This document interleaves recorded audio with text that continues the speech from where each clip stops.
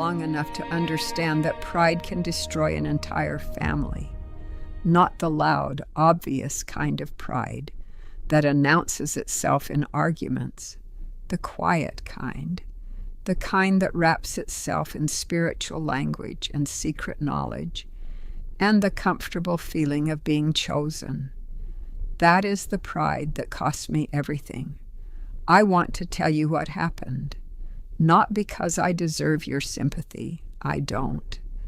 I want to tell you because somewhere out there is a woman sitting in a room feeling exactly the way I felt when I was 50 years old. And I want her to hear this before it is too late. Daniel made coffee every morning before work. That is the detail I always come back to. Every morning for 23 years of marriage, I would hear the coffee maker from the bedroom. I would hear him moving quietly through the kitchen so he wouldn't wake me. By the time I came downstairs, there was always a full pot waiting, and he had already left for work. That was Daniel Holloway. He was not a dramatic man. He did not make grand gestures or give long speeches about his love. He showed up. He made the coffee. He remembered the things that mattered. I remember summer vacations when Emma and Lucas were small. Daniel would load the car the night before so we could leave at sunrise without rushing. He packed snacks for the children and made sure there were books for me because he knew I got restless on long drives. He thought of everyone before he thought of himself. Emma was our firstborn. She had Daniel's patience and his quiet humor.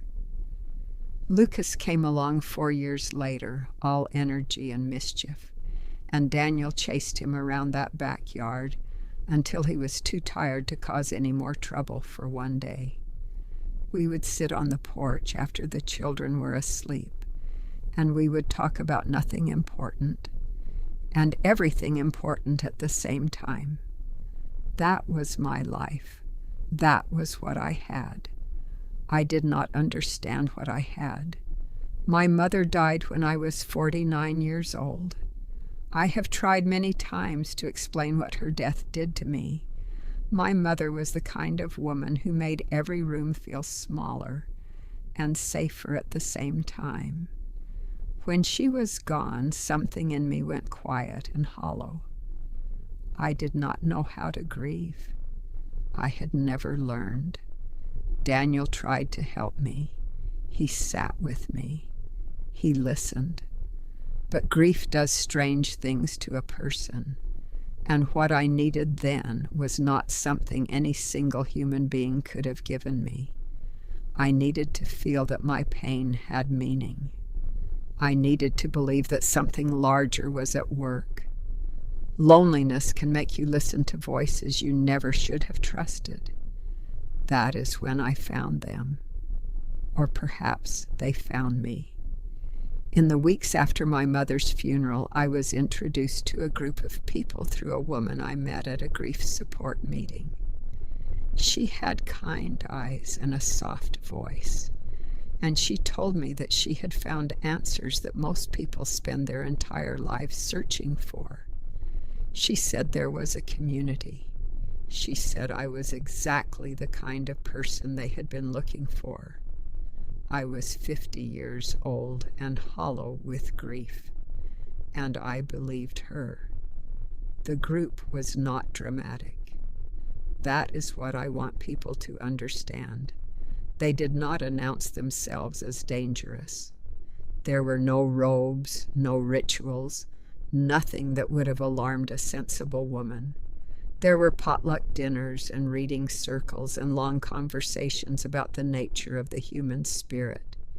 They spoke about intuition and hidden truths, and the idea that most people are simply too afraid to see clearly. They made me feel intelligent. They made me feel chosen. And slowly, gradually, in ways I could not see while they were happening, they began to change the way I thought about my life. Be careful of anyone who tells you to cut off the people who love you. They never said those words directly. That is not how it works. Instead, they asked questions. They asked whether Daniel truly understood me. They suggested that people who had not awakened to certain truths would naturally feel threatened by those who had. They told me that the people closest to us are often the greatest obstacles to our growth. I started seeing my husband differently. The man who made coffee every morning became the man who did not understand me. His concern became control. His questions became evidence of fear. His love, which had always been steady and patient and real, started to look like a cage. I am ashamed to write those words, but they are true. Daniel noticed. Of course he did. He started asking gentle questions. He told me he was worried. I later learned from his friends, people he confided in during those years, that he would say quietly, "I don't recognize my wife anymore." He was not wrong. He went to the children. Emma was 23 by then, living nearby, beginning her adult life. Lucas was 19. Daniel told them he was frightened. He did not know how to reach me. He did not know what had happened to the woman he had spent 23 years building a life with. Sometimes the people trying to save you sound harsh because they are afraid of losing you. I did not see it that way. When Daniel pushed back, I heard the group's voice in my head telling me this was exactly what they had predicted. When Emma said she was concerned, I told myself she was taking her father's side. When Lucas looked at me with eyes that were too young for the worry in them, I told myself he would understand someday. I was 50 years old, and I had decided I was the wisest person in my own family. My brother Nathan was 65. He had always been protective of me, perhaps too protective. He had grown up watching out for me, and when I told him that things at home had become frightening, that Daniel was not himself, that I did not feel safe, he believed me. I want to be precise here because I have spent 20 years being precise about this in my own mind, turning it over and examining it from every angle. I did not tell Nathan to do anything. I called him because I was frightened. I believed what I said when I said it. The group had done their work so thoroughly that I genuinely believed the man who made my coffee every morning had become someone I needed to fear. If everyone who loves you is worried about your choices, stop and ask yourself why. Daniel came to the house that afternoon to pick up Lucas. There was an argument. I don't remember everything. I remember voices raised. I remember Lucas watching from the hallway with his hands at his sides. I called Nathan. Nathan arrived. There was a confrontation. I heard a gunshot. Daniel died on the floor of the house where we had raised our children. Nathan said he had acted to protect me. There was an investigation. In the end, no one was convicted. The circumstances were complicated, they said. The facts were unclear, they said. What was clear is that my husband of 23 years was dead. For a long time, I told myself it was not my fault. The group helped me with that too. They told me that Daniel's choices had led to that moment. They told me that I had been protected. They told me that the universe had a plan. There is no friendship, belief, or community worth destroying your family over. I know that now. I did not know it then. Emma stopped speaking to me within 2 years. She did not do it dramatically. She simply became unavailable. Her phone calls grew shorter. Her visits stopped. One day I realized I had not heard her voice in 4 months, and when I called, she did not answer. Lucas was different. Lucas stayed angry. He would call sometimes in the early years, and the anger would come through the phone like heat from an open oven. He wanted me to say something I was not yet ready to say. Eventually, he stopped calling too. I was 60 years old and living alone in a house that smelled like old furniture and someone else's life. I finally left the group. There was no dramatic moment. I simply woke up one morning and could not remember why I had ever believed them. I tried to find the woman with the kind eyes who had first invited me in. She had moved away years before. No one seemed to know where. The box arrived 3 years ago. It came from a storage facility in another county. Daniel had rented a unit there years before he died and left instructions with a lawyer to send the contents to me 20 years after his death. He had thought of everything. He had always thought of everything. Inside were his journals, a photograph of us on our wedding day, letters addressed to Emma and Lucas that he had written when they were teenagers to be given to them when they were grown, and a folder of notes in his handwriting, pages and pages of them, documenting his fears about what was happening to our family. He had known. He had understood exactly what the group was doing before I did. He had written it out carefully, the way he did everything carefully. He had described the warning signs.